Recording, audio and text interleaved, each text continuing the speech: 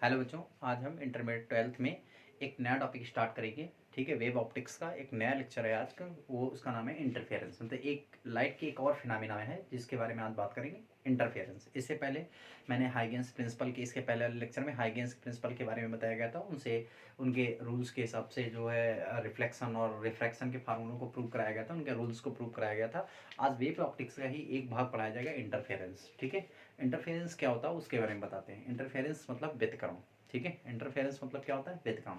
व्यतिकरण क्या होता है, ठीक, डेफिनेशन सबसे पहले सुनते हैं कि व्यतिकरण होता क्या है। ठीक है, देखो, जब किसी माध्यम में व्यतिकरण जो है, जब किसी माध्यम में दो या दो से अधिक तरंगे, दो या दो से अधिक तरंगे एक साथ एक ही दिशा में क्या होती है, संचलित होती हैं। जब किसी माध्यम में समान आवृत्ति की, ये जरूरी है कि आवृत्ति क्या होनी चाहिए, समान होनी चाहिए। जब किसी माध्यम में समान आवृत्ति की दो या दो से अधिक तरंगे एक साथ एक ही दिशा में संचरित होती हैं तो अध्यारोपण के पश्चात किसी बिंदु पर, माध्यम के किसी बिंदु पर परिणामी तीव्रता अधिकतम हो जाती है और किसी बिंदु पर परिणामी तीव्रता क्या हो जाती है, न्यूनतम हो जाती है। यह घटना कहलाती है क्या, व्यतिकरण।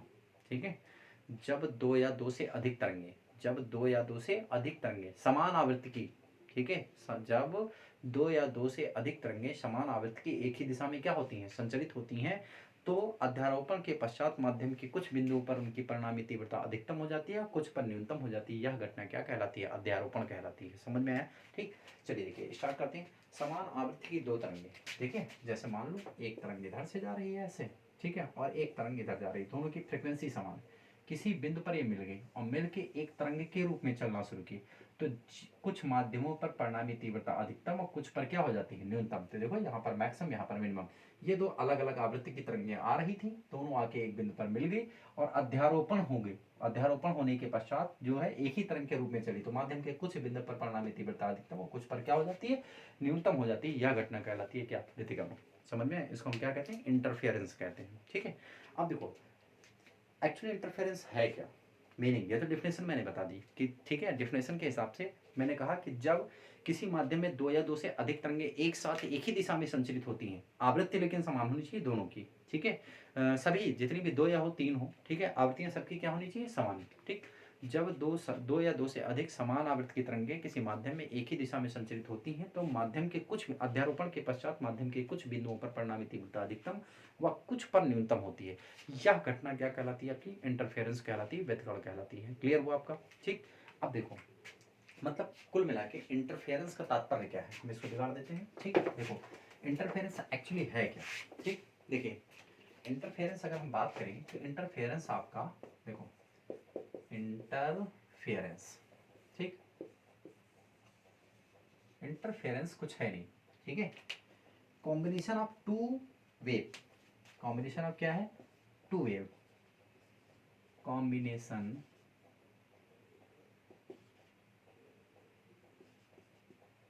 Combination of two wave. ठीक, दो तरंगों का मिलना, दो तरंगों का मिलना। ठीक, दो तरंगों का मिलना, समझिए दो तरंगों का मिलने का मतलब ये हुआ कि भाई कोई दो चीजें आपस में मिल कब सकती हैं।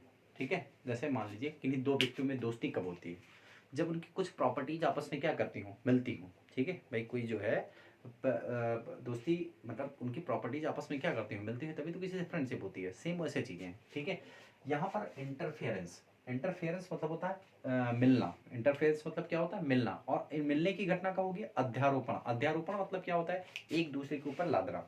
ठीक है, एक दूसरे के ऊपर लादना, एक फ्रिक्वेंसी को दूसरे फ्रिक्वेंसी पर सुपरपोज करना, सुपरपोजिशन। ठीक है, तो कहने का मतलब ये कि दो तरंगों का मिलना, जैसे एग्जांपल के तौर पे समझो। ठीक है, मान लो एक तरंग इधर से चली आ रही है, इसका एम्पलीट्यूड है मतलब इसका जो है 5 मीटर है। एम्पलीट्यूड कितना है, 5 मीटर है। इतना एम्पलीट्यूड है, मतलब जो एम्पलीट्यूड है, ये इधर से ऐसे चली जा रही है, ऐसे ऐसे। अब ये ऊपर की ओर जाना चाह रही, पाँच पाँच के साथ जो ऊपर का जाना चाहती। एक वेव इधर से चली ऐसे, और इसकी ये है 3 एम्पियर के साथ, 3 एम्पियर कह रहे हैं, 3 एम्पियर। इसका जो क्या नाम है, उसको क्या कहते हैं, आयाम। इसका कितना है, 3 मीटर है। इसका 5 मीटर है, इसका कितना है, 3 मीटर है। अब देखो इधर से 5 मीटर एम्पलीट्यूड वाला जा रही है और इधर से 3 आ रही है। अब देखो ये वाला कण जो यहाँ पर है, ये वाला कण जो यहाँ पर है वो किधर जाएगा, इधर से 3 इधर से 5। देखो ये इसकी भी बात सुनेगा, इसकी भी बात सुनेगा, तो ये 5 के साथ ऊपर जाएगा, ये 3 के साथ नीचे आएगा, मतलब दोनों में परिणामी विस्थापन कितना हो जाएगा। देखो ये ऊपर भी जाएगा और क्या करेगा, नीचे भी जाएगा। तो देखो ए इधर, अगर इधर विस्थापन y है, इधर क्या है इधर y1 है, इधर क्या है y2 है, तो परिणामी विस्थापन कितना होगा, 5 मीटर ऊपर 3 मीटर नीचे, मतलब 5 माइनस कितना 3 2। यही कहलाता आपका अध्यारोपण।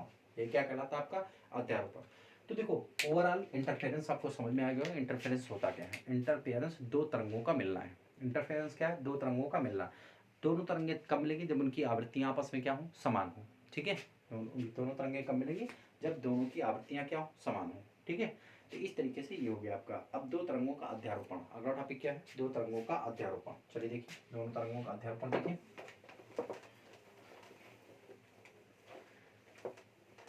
अगला टॉपिक है दो तरंगों का अध्यारोपण। ठीक, देखते हैं।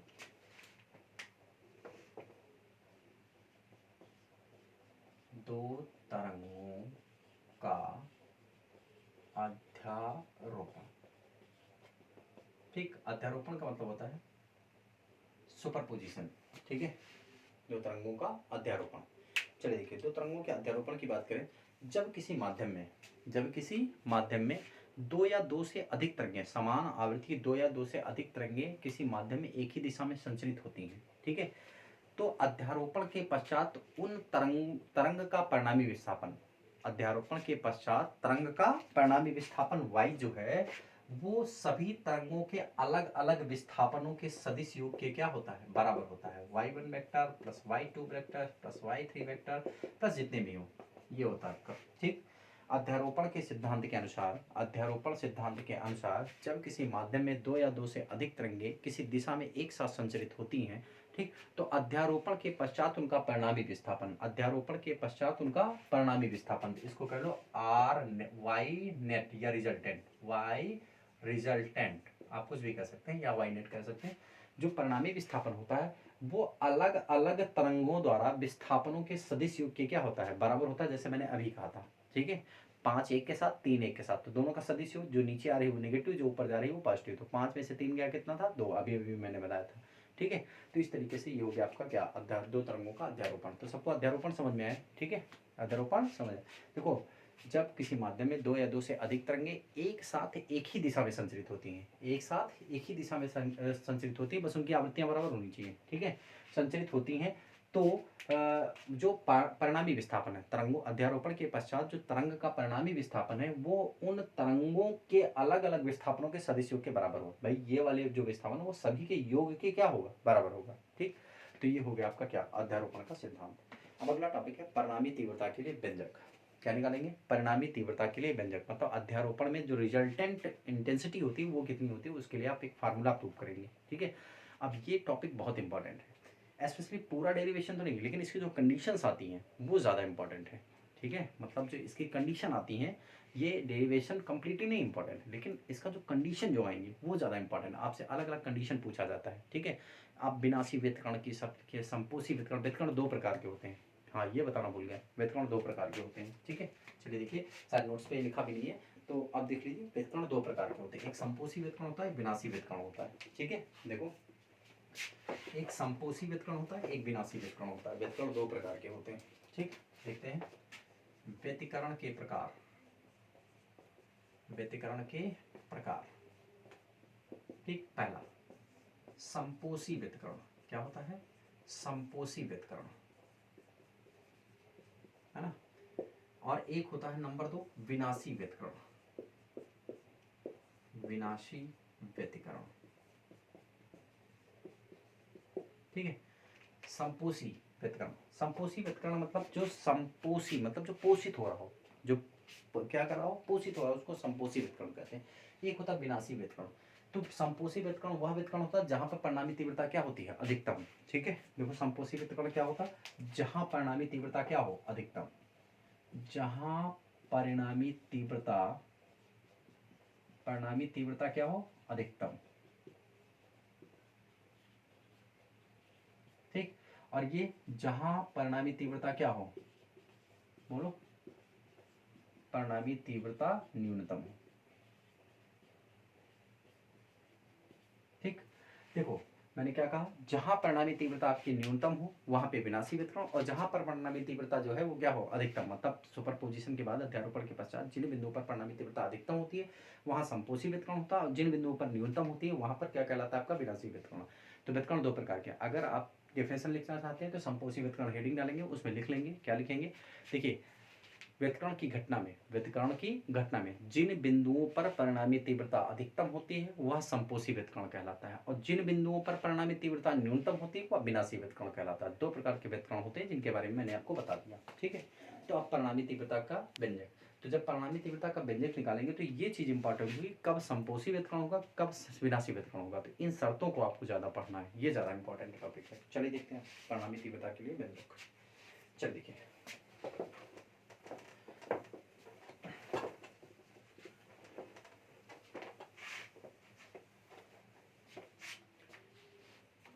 देखिए देखो, माना समान आवृत्ति की दो या दो से अधिक तरंगे, माना समान आवृत्ति की दो तरंगे किसी माध्यम में एक ही दिशा में संचरित हैं, उनकी आवृत्तियां क्या है, समान है, लेकिन उनका एम्पलीट्यूड अलग अलग है। ठीक, देखो जैसे मान लिया ये एक स्रोत है S1, एक स्रोत है कौन सा, S2, ध्यान देना, एक तरंगिका ऐसे आई यहाँ पे मिली, एक तरंगिका ऐसे चली यहाँ पे मिली, यहाँ पे मिल गई दोनों P पर। ठीक, अब देखो S1 से प्रारंभ में चलने वाली तरंगिका का जो समीकरण होगा y1 is equal to A1 sine omega T plus का kx होगा।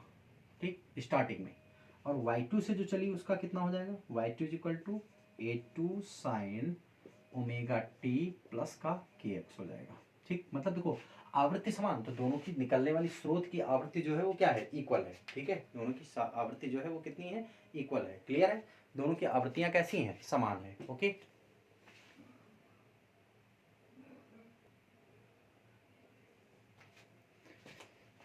हाँ तो यहाँ से देखिए ये आपकी दो इक्वेशन है, ये इक्वेशन थोड़ी नीचे लिख दे रहे हैं। ठीक है, देखिए यहाँ से ये हो जाएगा आपका कितना, इस यहाँ से जो चली इक्वेशन वो है y1 is equal to A1 sine omega T और प्लस का kx, ये हो गया आपका y1 is equal to A1 sine omega T और प्लस का कितना kx। तो दो प्रकार की यहाँ से चली। ठीक है, अब देखो ये तरंगे जब यहाँ से चली तो इसने x1 दूरी तय की, इसने x2 दूरी तय की, और उसके बाद यहाँ पे अध्यारोपित होने के पश्चात ये दोनों तरंग एक तरंग के रूप में ऐसे बढ़ना शुरू कर दी। तो देखो अध्यारोपण के पश्चात मान लो t टाइम लगा, कितना टाइम लगा, t टाइम, तो t टाइम बाद जो यहाँ पर p पर जो दोनों तरंगे पहुंची उनकी इक्वेशन क्या हो गई, देखो ये हो जाएगा आपका y1 इज इक्वल टू, ये क्या हो जाएगा आपका A1 है ना, y1 is equal to A1 sine omega T plus K x1 हो गई पहले वाले की, मतलब इसने x1 दूरी तय की तो x हो गया, और इसकी इक्वेशन कितनी हो जाएगी, y2 is equal to A2 और साइन ओमेगा टी और प्लस कितना हो जाएगा, kx2 हो जाएगा। समझ में आया कि नहीं है। ठीक, तो इस तरीके से ये दोनों आपको ये चित्र हो गया, मतलब दो तरंगे चली और पी पर अध्यारोपित होगी, एक तरंग के रूप में चल रही, तो ये घटना व्यतिकरण कहलाएगी आपकी। ठीक है, तो यहाँ पर देखो, यहाँ पर संपोषी व्यतिकरण, यहाँ पर विनाशी व्यतिकरण, यहाँ पर संपोषी, यहाँ पर विनाशी। ठीक, अब देखो शुरू करते हैं। देखो सबसे पहले क्या लिखेंगे, देखिए यहाँ पर स्टार्ट करेंगे तो S1 व S2 से निकलने वाली तरंगों का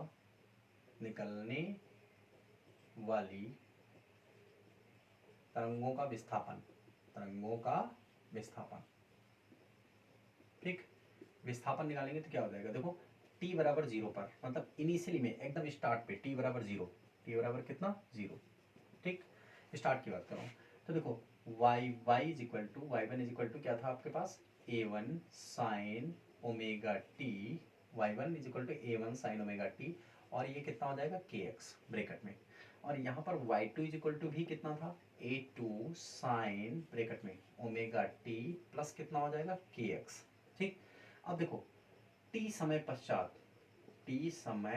पश्चात,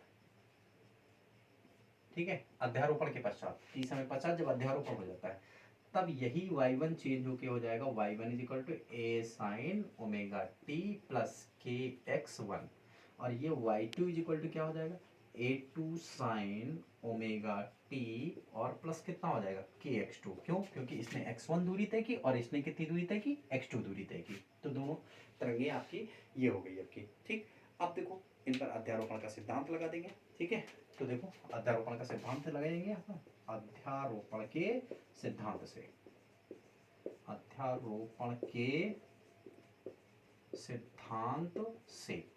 ठीक, अध्यारोपण का सिद्धांत लगाएंगे। तो अध्यारोपण का सिद्धांत क्या कहता है, देखिए यहाँ से अध्यारोपण का सिद्धांत क्या कहता है। अध्यारोपण के सिद्धांत से देखो y रिजल्टेंट, वाई आर कह लो, y रिजल्टेंट वाई आर, ये हो जाएगा y1 प्लस कितना y2। That means Y R is equal to, y1 का मतलब a1 sine omega T plus कितना kx1 प्लस ये हो जाएगा आपका कितना y2 का a2 sine omega T plus kx2। ठीक है, ये हो गया वाई आर। ठीक, इसका मान निकाल लिया मैंने, वाई आर का मान निकाल लिया। ठीक, अभी देखो अभी वाई आर, अभी इसका वाई आर का नेट जो निकलेगा वो दूसरी इक्वेशन बनेगी। ठीक, अब यहाँ से हम कुछ चीज़ें निकालेंगे। पहले हम क्या निकालेंगे, यहाँ से निकालेंगे सबसे पहले तरंगों के बीच कालांतर। ये एक इक्वेशन बन जाएगी, बस इसके अलावा कुछ नहीं होगी। ठीक है, अब देखो तरंगों के बीच कालांतर शुरू करें। देखो ये सब इंपॉर्टेंट है, तरंगों के बीच कालांतर कैसे निकालेंगे, बहुत ध्यान से देखो। तरंगों के बीच कालांतर है ना, तरंगों के बीच कालांतर। देखो अगर यहाँ पर देखो एक इस इक्वेशन में φ1 बराबर कितना हो जाएगा, देखो अगर इसकी तुलना कराएंगे, देखो होता क्या है आपके पास, तुलना इस इक्वेशन से करेंगे y equal to A sine omega T और प्लस फाइव से, है ना। तो अगर φ1 देखो इससे तुलना करेंगे, देखो a अपनी जगह पर a1 है, साइन की जगह पर साइन है, ओमेगा टी की जगह पर ओमेगा टी है, φ1 की जगह पर kx1 है, φ1 की जगह पर कितना है kx1। तो ये हो जाएगा φ1 इज इक्वल टू kx1। ठीक है, हो गया। अब देखो φ2 बराबर कितना हो जाएगा, तुलना कराने पर kx2 हो जाएगा। ठीक, अब देखो अगर मैं कलांतर निकालता हूँ तो कलांतर कितना हो जाएगा, delta phi is equal to, delta phi is equal to φ1 minus कितना हो जाएगा φ2, φ1 माइनस φ2। तो यहाँ से देखो delta phi is equal to क्या आ जाएगा आपका, delta phi is equal to φ1 का मान रखो यहाँ पर बराबर में कितना हो जाएगा kx1 माइनस का kx2। ठीक, आपने k कॉमन कर लिया, बचा कितना x1 minus x2, x1 minus कितना हो जाएगा x2। आप इसको लिख सकते हैं डेल्टा x, तो डेल्टा फाई कह लो या फाई कह लो। ठीक है, इसको फाई कह लो, सीधे सीधे क्या कह लेंगे हम, फाई। ठीक, तो फाई बराबर इसको लिखो k इंटू डेल्टा एक्स। आपको फर्स्ट ईयर में पढ़ाया गया k आपकी तरंग संख्या है और इसका मान होता है k is equal to 2 pi बटे कितना लैम्डा। ठीक, k बराबर क्या होता है 2 पाई बटे लैम्डा, आपको इसका मान रखना पड़ेगा। ठीक, शुरू करें। और डेल्टा एक्स क्या है आपके पास, पथांतर है, तो यहाँ पे मान रख लेंगे। तो ये इक्वेशन चेंज होके जो k फाई का मान आएगा वो क्या आएगा, फाई इज इक्वल टू, देखो फाई इज इक्वल टू क्या आएगा, k का मान 2 पाई बटे lambda into delta x. Most important part है ये इस चैप्टर का। ठीक है, कलांतर बराबर होता है, इसको अगर भाषा में लिखना चाहें तो कलांतर बराबर होता है क्या, 2 पाई बटे लैम्डा डेल्टा एक्स का पथांतर। डेल्टा एक्स को हम क्या कहते हैं, पथांतर। मोस्ट इंपॉर्टेंट पार्ट है इस लेसन का। ठीक है, तो आपने कलांतर निकाल रखा है, ये हो गया आपका कलांतर कितना होगा 2 पाई बटे लैम्डा इंटू पथांतर। बातें समझ में एक नहीं है। ठीक, तो हो गया तरंगों के बीच का कलांतर। क्लियर है। ठीक, अब सर देखिए भाई स्पेस थोड़ा कम है तो मैं बिगाड़ बिगाड़ के डेरिवेशन को करूंगा। ठीक है, अब जो इक्वेशन की जरूरत है वो नहीं बिगाड़ूंगा, तो आपको नोट्स पे लिखना कैसे है इस चीज़ का थोड़ा ख्याल रखना। ठीक है, कि मैं कहाँ से बिगाड़ रहा हूँ, कहाँ क्या कर रहा हूँ, कैसे लिखना है वो समझिए बात को। ठीक है, तो आपने कलांतर निकाल रखा, फाइव इक्वल 2 वाई बटे lambda into delta x. Clear है। अब कलांतर के बाद मैं परिणामी आयाम निकालूंगा। क्या निकालूंगा, परिणामी आयाम। हमें इस इक्वेशन की जरूरत पड़ेगी, इसलिए मैं ये इक्वेशन आप जो है हटाऊंगा नहीं, इसी में परिणामी आयाम इतनी दूर में निकालूंगा फिर से। ठीक है, तो मैं ये कलांतर वाला पार्ट हटा दूंगा। आपको याद रखना पड़ेगा phi is equal to 2 pi by lambda होता है कलांतर। ठीक है, कलांतर कितना होता है, phi is equal to 2 pi बटे लैम्डा, ठीक है, इंटू डेल्टा एक्स। ये आपको याद करना पड़ेगा। ठीक है, याद कर लीजिए, मैं इतना बिगाड़ता हूँ। देखो अब ये हटा देते हैं यहाँ से, आप इसी हिसाब से अपने हिसाब से नोट करिएगा, क्योंकि बिगाड़ बिगाड़ के डेरिवेशन करना पड़ेगा, बड़ा डेरिवेशन है। ठीक, ये हो गया आपका। चलिए देखें, अब मैं मतलब ये आप फिर से मत लिखिएगा, आप स्क्रीनशॉट जो लीजिएगा फिर से, उसमें याद रखिए कि ये वाला पार्ट नहीं लिखना अब ऊपर वाला, ठीक है, नीचे से लिखना जो हम हेडिंग डालेंगे। परिणामी आयाम, देखो परिणामी आयाम के लिए यहाँ पे डालेंगे परिणामी आयाम, ठीक, परिणामी आयाम आप स्क्रीनशॉट हिसाब किताब से लीजिएगा, मैंने बता रखा है आपको, ठीक है। परिणामी आयाम, देखो परिणामी आयाम आपने फर्स्ट ईयर में ही ये टॉपिक पढ़ रखा है, ठीक है, आपने क्या पढ़ रखा है, फर्स्ट ईयर में ये टॉपिक पढ़ रखा है कि परिणामी आयाम आप कैसे निकालेंगे, ठीक है। देखिए परिणामी आयाम कैसे निकलेगा। हाँ तो बच्चों देखिए, अब आप परिणामी आयाम ज्ञात करना है, तो परिणामी आयाम कैसे ज्ञात करेंगे, चलिए देखिए, ठीक है। परिणामी आयाम के लिए आप सदिश योग का नियम प्रयोग करेंगे, ठीक है, जो आप किताब में बुक में हो उस तरह तो बहुत बड़ा है, ठीक है। आप सदिश नियम का प्रयोग करिए। देखो यहाँ पर आपको दो इक्वेशन लिखी है, एक का आयाम है a1, दूसरे का क्या है a2, और आपको पढ़ाया गया आयाम एक सदिश राशि है। तरंगों में भी देखो आयाम जो है एक बार ऊपर एक बार नीचे, मतलब डायरेक्शन है उसके पास, ठीक है। तो आयाम एक क्या है आपके पास, सदिश राशि है। तो आयाम को जैसे जैसे देखो सदिश योग नियम से हम दो चीज़ों के आयाम लिख लेते हैं। देखो मान लिया दो वेक्टर है, एक वेक्टर ये है, इसको कह लिया, और एक वेक्टर ये है, इसको कह लिया a1, इसको क्या कह लिया मैंने a2, ठीक।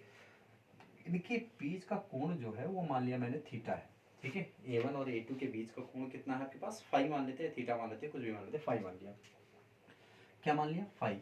अब देखो इन दोनों का परिणामी कहाँ होगा, इनके बीच में। वेक्टर का योग नियम लगाएंगे ऐसे, ठीक है। तो वेक्टर के योग नियम से यहाँ पर लिखेंगे, वेक्टर के योग नियम से,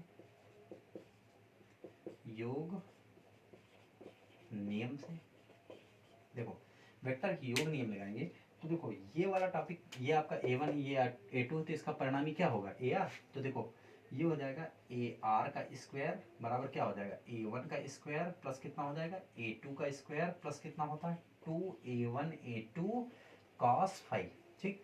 आपने यही तो परिणामी पढ़ रखा है, पढ़ रखा है कि नहीं पढ़ रखा है, बोलिए, वाई नेट बराबर आपने यही परिणामी इसका पढ़ रखा है कि नहीं पढ़ रखा है। आपको किन्हीं दो वेक्टर्स का परिणामी का फार्मूला क्या है आपके पास, ए का आर स्क्वायर बराबर A square plus B square plus 2ab cos theta, यही तो है ना। दो वेक्टर अगर है उनके बीच का कोण थीटा, तो ये परिणामी होता है, योग नियम, सदिश योग नियम, ठीक। तो ऐसे दो वेक्टर हैं a1 और a2, तो ए आर स्क्वायर बराबर a1 square plus a2 square plus 2a1 a2 cos five, ठीक है। तो देखो 2a1 a2 cos फाइव, तो ये इसका परिणामी विस्थापन हो गया। आप परिणामी विस्थापन इस फार्मूले से निकालेंगे, ए आर से, ठीक है। अब देखो इसमें एक चीज़ है, आपको आपको जो tan थीटा है वो कहाँ से मिलेगा, ये थीटा आपको दिया गया, तो परिणामी विस्थापन जो सॉरी परिणामी आयाम हो गया। अब आप परिणामी जब विस्थापन लिखेंगे तो यहाँ पर देखो हेडिंग डालेंगे क्या, परिणामी विस्थापन, परिणामी विस्थापन, ये हो गया। इसके बाद हेडिंग, तो जरा देखो वाई आर बराबर कितना हो जाएगा, वाई आर बराबर, इस इक्वेशन पे ध्यान देना, वाई आर बराबर, देखो जब सब कुछ हल करेंगे, सारा कुछ हल करेंगे, तो देखो y1 is equal to a1 sine omega T K X one. अब देखो ये वाला कोण मान लो, ये जो परिणामी निकालना उसका वो थीटा कोण आगे है किससे, a1 से, कितना आगे है a1 से, तो परिणामी विस्थापन हो जाएगा आपका, देखो ये वाई आर बराबर ये यूज करेंगे a1 sine omega T plus का के एक्स वन और प्लस का कितना थीटा, ये सूत्र यूज करेंगे परिणामी विस्थापन के लिए, ठीक। y1 is equal to a1 sine omega T K X one plus कितना थीटा, ये सूत्र आप यूज करेंगे किसके लिए, परिणामी विस्थापन के लिए। जहाँ जो है tan थीटा लिखा, जहाँ थीटा लिखा है, जहाँ थीटा इज इक्वल टू ये थीटा, ठीक है, tan theta is equal to, देखो ये होता है आपका a2, ये सॉरी a2 cos फाइव, क्या होगा आपका a2 cos फाइव, ठीक, पहले नहीं a2 sin फाइव होगा, ठीक है। tan theta is equal to small a2 sin five और बटे a1 प्लस a2 और कितना cos फाइव, इस सूत्र से आप थीटा निकाल लेंगे, ठीक। बस आप वाई आर ज्ञात कर सकते हैं आराम से, ठीक है। पहले आप थीटा ज्ञात कर लेंगे, tan थीटा ये वाला, कि परिणामी ने a1 के साथ, मतलब ar नहीं a1 के साथ कितना कोण बनाया, थीटा कोण, तो थीटा ज्ञात कर लेंगे, बस इसमें मान रख देंगे, निकल आएगा फट से, ठीक है। तो हो जाएगा y रिजल्टेंट, परिणामी विस्थापन आप यहाँ से ज्ञात कर सकते हैं, विस्थापन करना है इसको, तो ये विस्थापन कर लीजिए, ठीक। तो इस तरीके से दो डिंग हो गई परिणामी विस्थापन की, ठीक है। देखो परिणामी आयाम हो गया, परिणामी विस्थापन हो गया, अब केवल एक चीज बची, परिणामी तीव्रता, ठीक है। आपने सबसे पहले आपने कलांतर निकाला, कलांतर के बाद परिणामी आयाम निकाला, फिर परिणामी विस्थापन निकाला, अब निकालेंगे परिणामी तीव्रता, एक टॉपिक बचा है परिणामी तीव्रता, ठीक है। चलिए स्टार्ट करते हैं परिणामी तीव्रता, ठीक। देखिए